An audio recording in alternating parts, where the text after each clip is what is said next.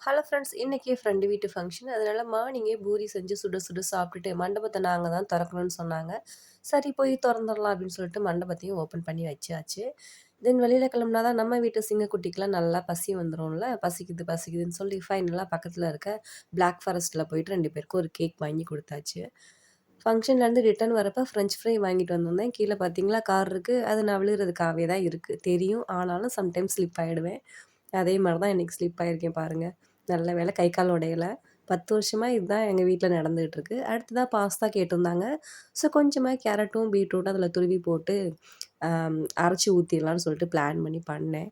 But ஏதோ கலர்ல difference இருக்கு, டேஸ்ட்ல டிஃப்ரென்ஸ் இருக்கு, அப்படி இப்படின்ட்டு எல்லா கதையும் விட்டாங்க. "அப்படியா தம்பி தெரியலம்மா, நான் எப்போதும் போல தான் செஞ்சேன்" அப்படின்னு சொல்லிட்டு ஏமாத்திட்டு, எங்க வீட்டு மெக்கானிக்கு ஒரு பவுல்லையும், அடுத்து ரிமோட் கண்ட்ரோலர் ஒருத்தர் இருக்காரு. அவருக்கு ஒரு பவுலும் குடுத்தாச்சு. Thank you.